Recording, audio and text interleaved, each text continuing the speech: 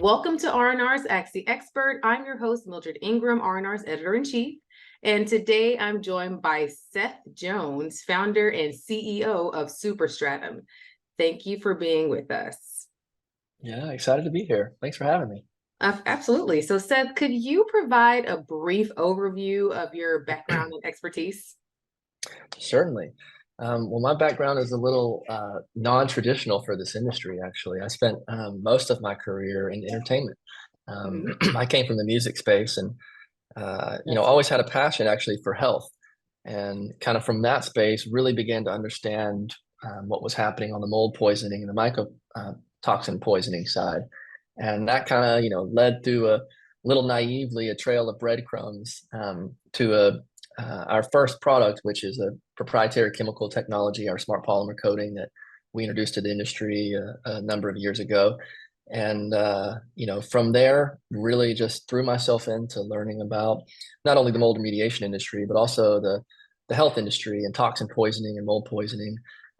Hired a great team of scientists and salespeople and people who had industry experience, and we got to work. awesome. That's awesome. So as you slightly mentioned a little bit, today I want to discuss mold and mycotoxins, what they are, their function, and most importantly, their impact on the environment. So as mentioned before, we're talking about the mold and mycotoxins. What is the function of these toxins? Yeah. So the function of the toxins for mold is they're actually a defense mechanism.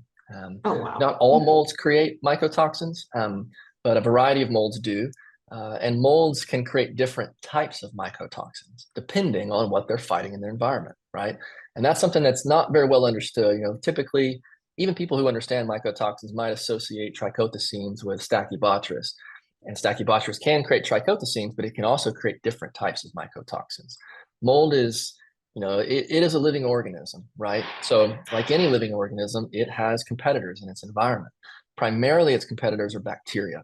So the mycotoxins are designed to kill bacteria and dust mites and other molds. This is actually one of the reasons why Stachybotrys is so um, pernicious in an environment, because it can kill all the other molds and overtake them.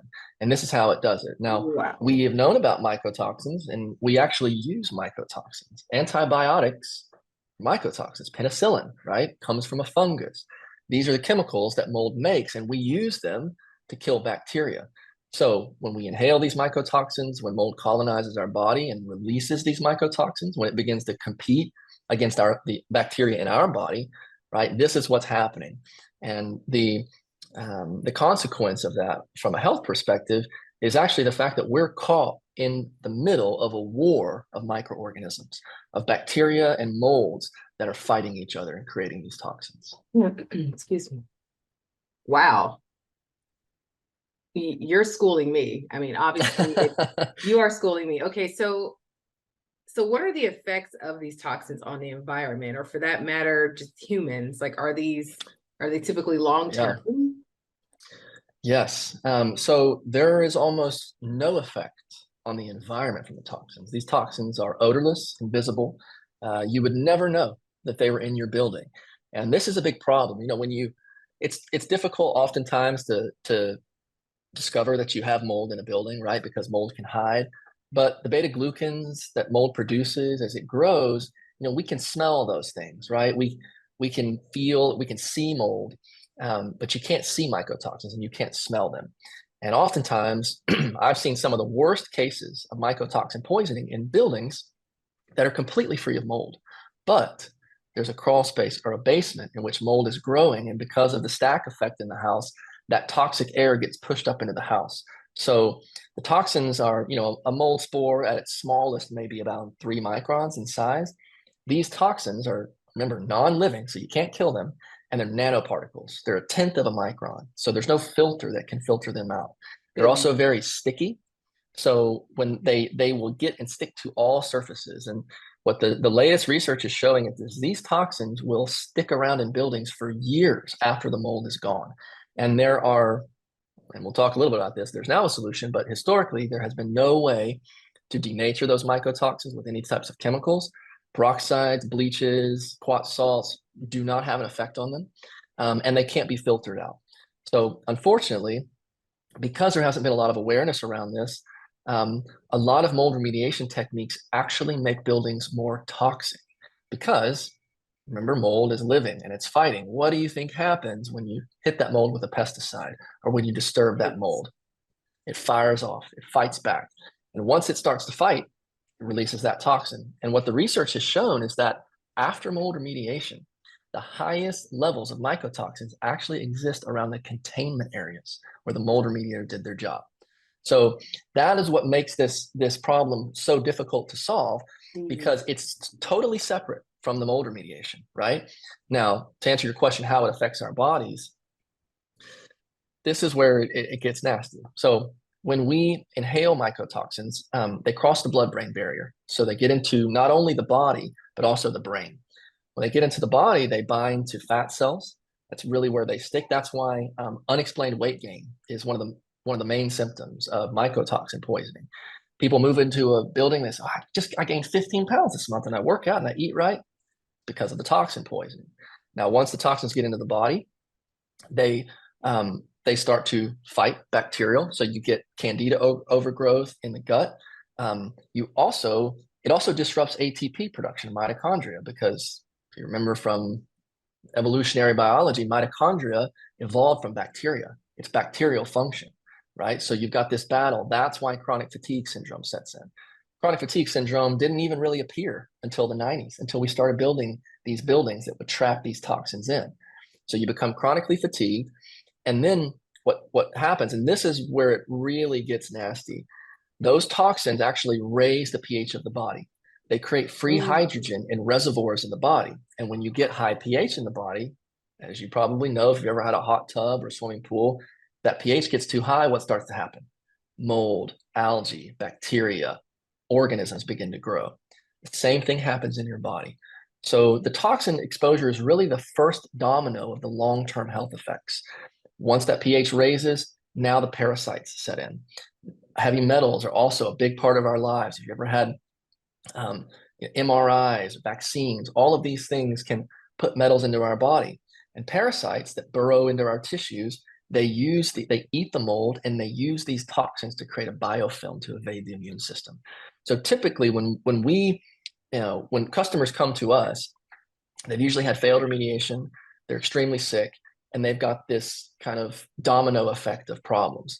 Now, what I like to tell people is that when you get into a building and you get this exposure, you get sick. And oftentimes when you leave that building, the symptoms will kind of resolve themselves, but they don't act. It's not like you getting over a cold. Mm-hmm. These toxins do not leave the body. And for 25 to 40% of the population, they have one of 4 genetic markers that does not allow their body to methylate. So it means that their body doesn't create the proteins to pull toxins out of the body through the lymphatic system, right? And so when that happens, those toxins stay and they don't go away, and they will stay for years. And the long-term effects of these toxins are all autoimmune disease. You can basically, any autoimmune condition, if you search mycotoxin autoimmune condition, you'll find an NCBI article that links mycotoxins to that illness. Now, some of the things that we're now discovering is these long-term neurodegenerative conditions like Alzheimer's, ALS, MS. These are primarily toxin issues. There's one study that showed, in 100% of MS patients that they did autopsies on the spine, 100% of them had parasites in the central nervous system. And they also had toxins. When these toxins get into the body, they knock out what are called glial support cells in the brain, the astrodendrocytes. Without these cells, the myelin sheath begins to degrade. That degradation of the myelin sheath is what causes all the neurodegenerative conditions. Now, we first got turned on to this because we saw it in our customers. We'd get a call from a customer and be a husband and a wife who lived in a house and both developed MS at the same time. And they had a flood in their house 5 years ago, and they never got it fixed, right? So you can see this correlation. We had another customer, 10,000 square foot home. The stucco contractor put the stucco on wrong. Mold grew within the walls and he developed ALS, right? So we we wonder, right, why there's this explosion of Alzheimer's and dementia and these sorts of things, and why our parents and our grandparents, when they get old, they develop these conditions, right? It's not a coincidence. They spend more time inside. They're living in toxic buildings. They can't take care of their buildings. So these are the long-term effects.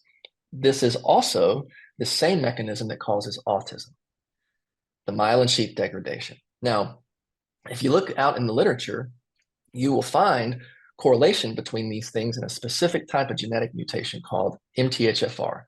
This MTHFR mutation is one of the gene mutations I mentioned where your body cannot convert folate into folic acid.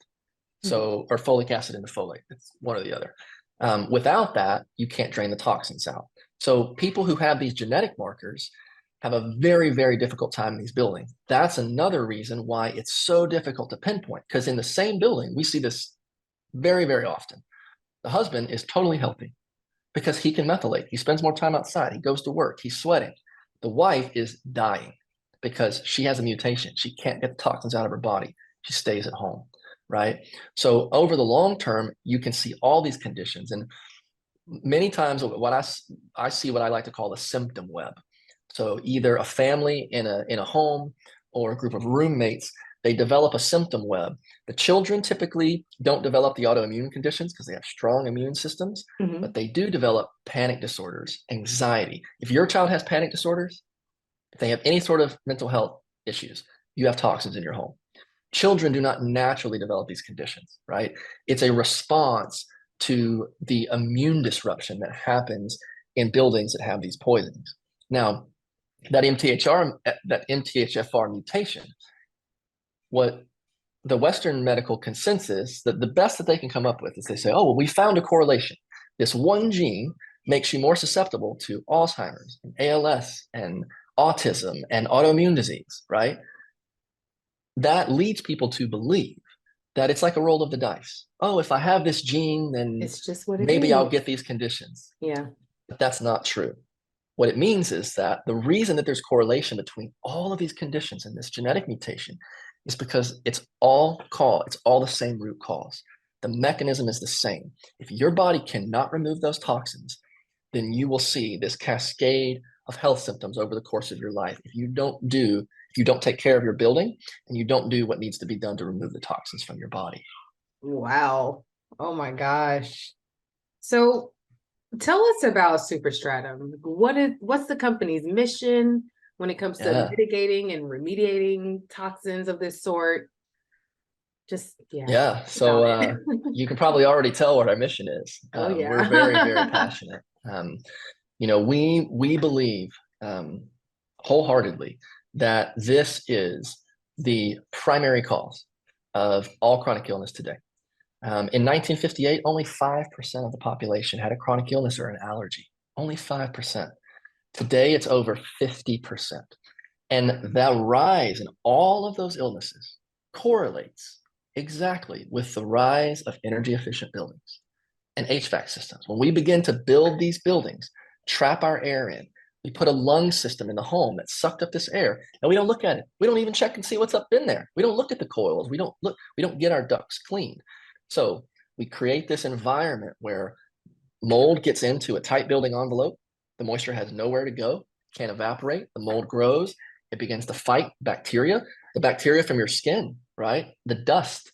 This is what creates that environment. That creates the battle, and that creates the sickness. So our company's mission is to solve that problem in buildings. It's really to come into an industry that knows about mold, right? There are standards of care. There are great organizations and great remediators who really care and who want to solve the problem. The issue is not that they don't want to solve the problem, it's that they don't have the tools and they don't have the understanding. So we saw what was happening on the health side because myself personally and everyone in our company has been touched by this, either personally or someone directly in their life.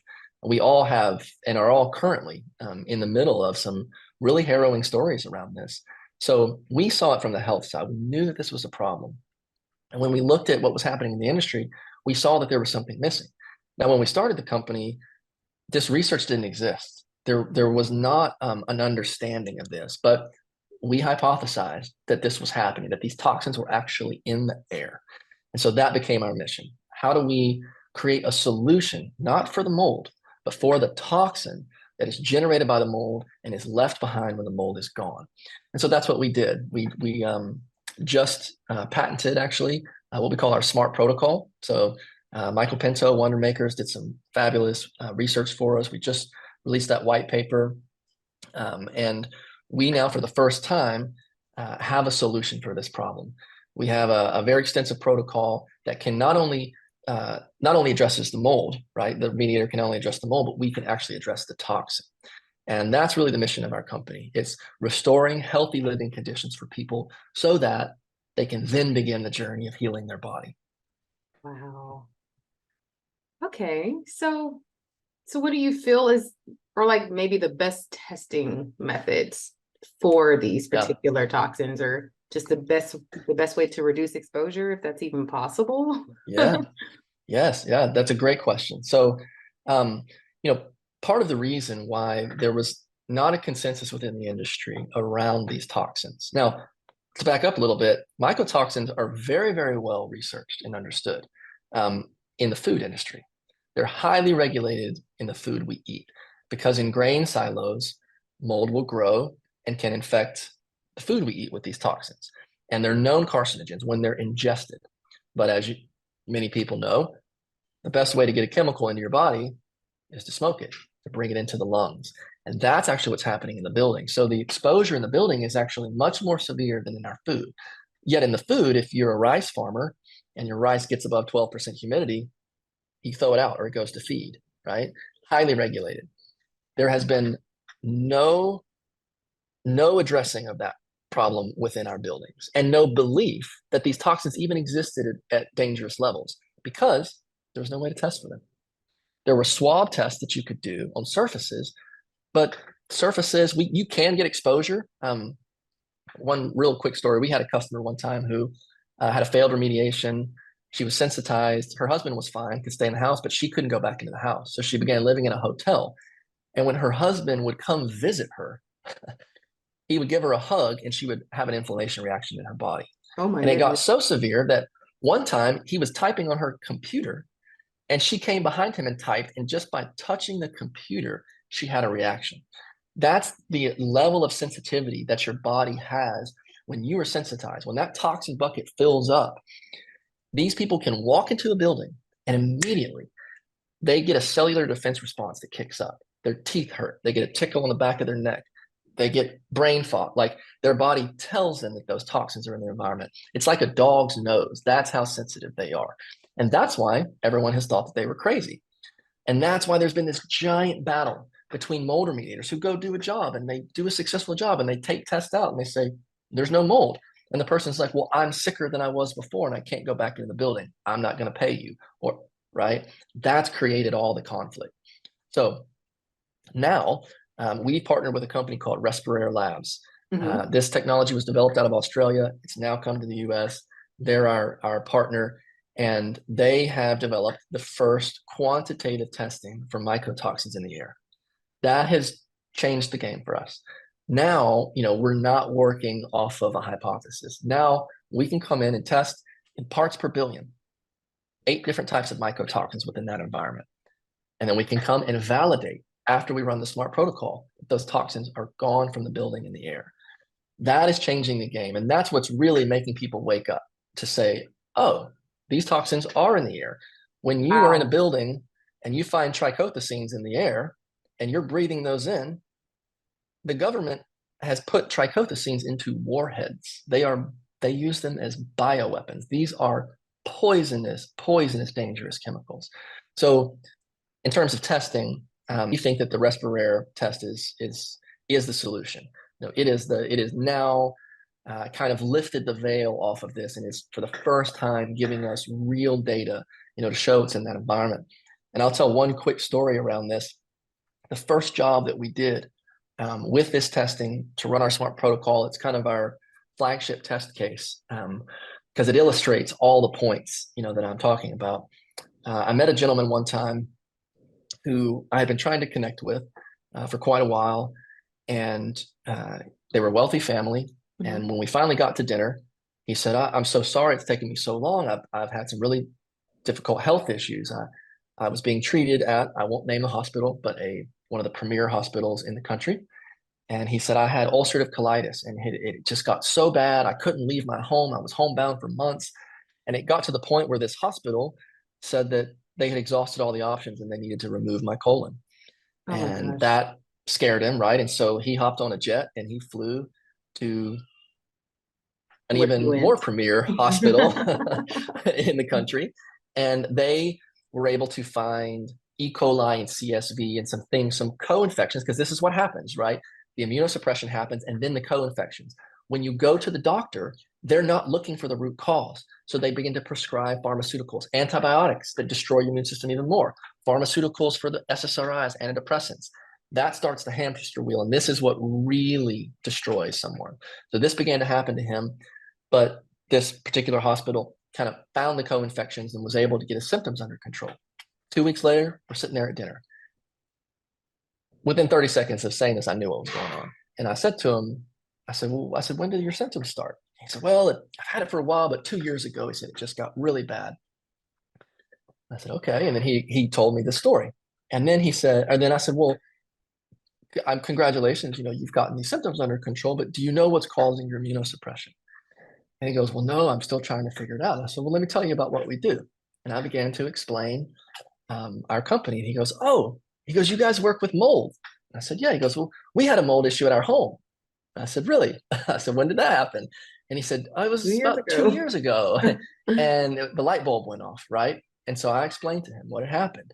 And of course, I the realization, I've seen so many people go through this realization now after years and years of doctors and mysterious illness. And then he goes, well, my mother has blood cancer and she is also being treated at this premier hospital.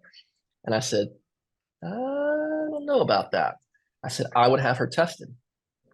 A week later, the hospital calls back and says, despite putting you through multiple rounds of chemotherapy, you actually don't have cancer. And we don't know what it is, but we think that it's something in your environment. Don't go back to your house. So in that time, they had called a big environmental company who would come out to look. They could not find mold and they could not find anything wrong with the building. They were running MBOC tests and eventually they called us and they said, look, we don't really know what's going on, but we know there's something going on. Yeah. And I said, well, you're looking for the wrong thing in the wrong place. And so we came over, we ran the respirator test and found trichothecenes in the air in this building. That eventually led to a source discovery. There was mold that they had missed that was generating these toxins. She went back to the hospital for treatment, and we came in and ran our smart protocol front to back and removed those toxins from the building. We were able to clean the entire building. Unfortunately, she did not return. She died 2 months later of fungal pneumonia in the hospital because her immune system was so depleted from all of the chemotherapy that she Yeah. was being treated for the mistaken cancer.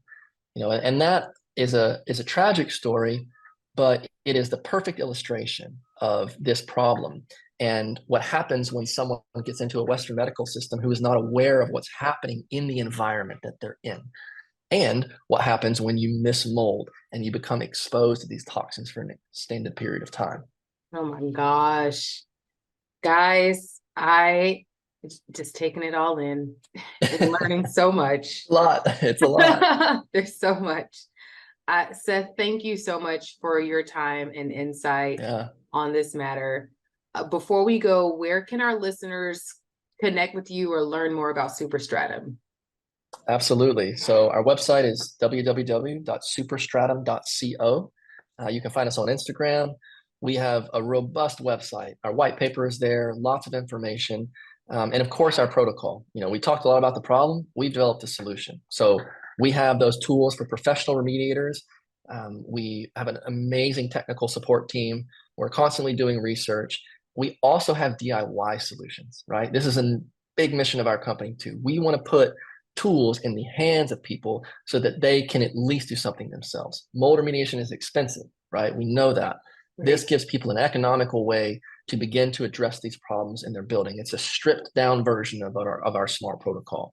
So to listeners who have this problem themselves, want to take care of it, go to our website, check out our products. For professional remediators, give us a call, talk to our technical staff.